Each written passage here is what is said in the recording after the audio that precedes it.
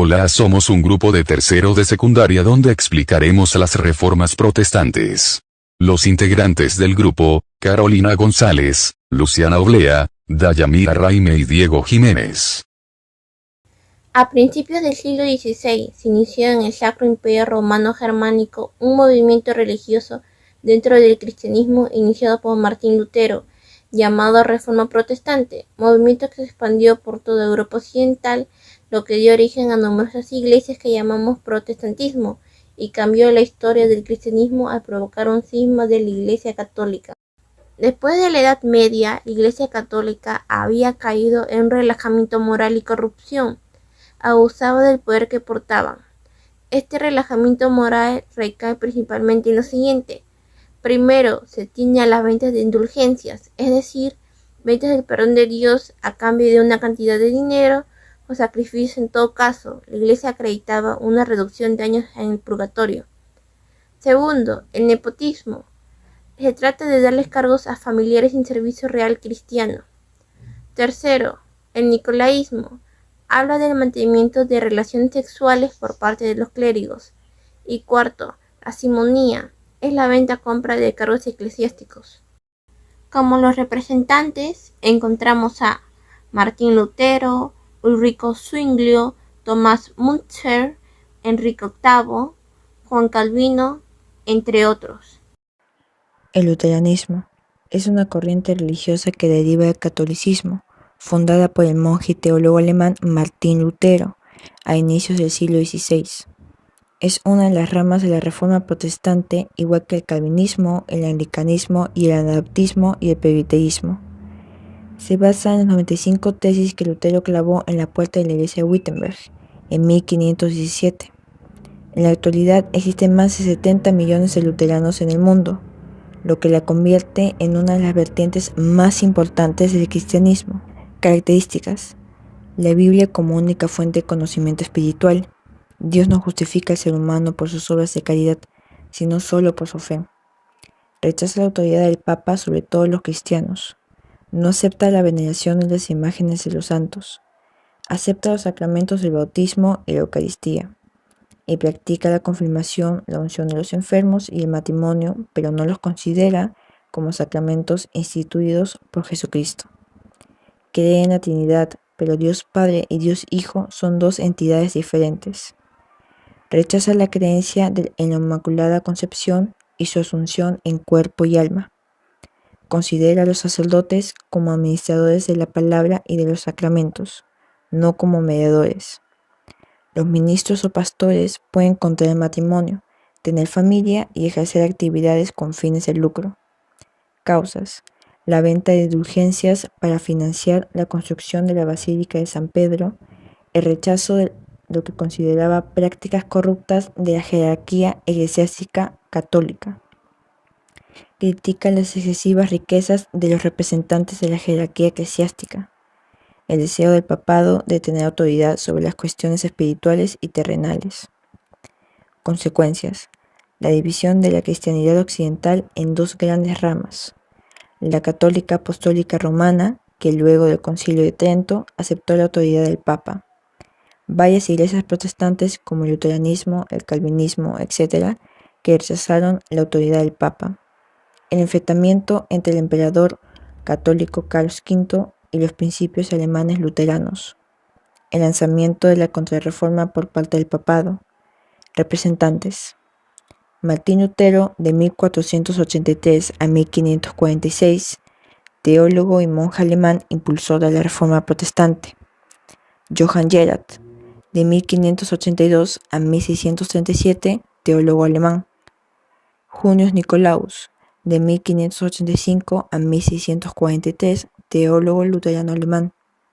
Y Abraham Calovius, de 1612 a 1686, teólogo alemán opositor del catolicismo y del calvinismo. La Iglesia Anglicana tuvo su origen en una decisión política del rey Enrique VIII, segundo monarca de la Casa Tudor. En aquella época se creía que el género masculino o femenino era otorgado por las mujeres, de manera que se atribuía a Catalina de Aragón, legítima esposa de Enrique VIII, la incapacidad de dar un hijo varón sano a la corona. Enrique VIII se había enamorado de la dama de compañía de su esposa, Ana Bolena, quien para consumar la relación impuso al monarca la condición de ser tomada por esposa y reina. Viendo en ello la oportunidad de tener un heredero legítimo, el rey solicitó al Vaticano la anulación del matrimonio eclesiástico con Catalina de Aragón. La Iglesia anglicana fue recibida por medio de la promulgación del Acta de Supremacía en 1534. Enrique VIII decidió declararse a sí mismo como máxima autoridad de la Iglesia en Inglaterra, lo que le permitió durar su matrimonio y casarse con Ana Bolena. Las principales características del anglicanismo es fundamentar las enseñanzas de Jesucristo, tener vínculos históricos con la Iglesia cristiana de Inglaterra, compartir ritos y creencias con la Iglesia cristiana romana, considerar el libro de la oración común como una regla de culto y creer en la Escritura como palabra de Dios y afirmar que es la única regla de fe.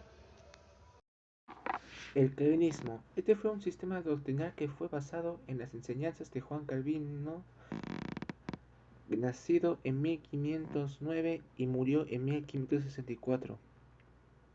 Juan Calvino fue un geólogo influyente en la Reforma Protestante. Una de sus principales doctrinas es el énfasis que hacen los calvinistas en la autoridad de Dios. Todo empezó ante la Reforma de Lutero, en donde fue excomulgado. Es en donde Juan Calvino empezó a notar una cierta persecución y se decide refugiar en Ginebra, aquí donde junto con otros pensadores y reformadores empieza a ponerle marcha al calvinismo, empezando una reforma que con el tiempo se iría ligeramente apartando de lo que proponía, donde el calvinismo toma identidad propia. El calvinismo se expandió por el norte de Europa y por todo Estados Unidos.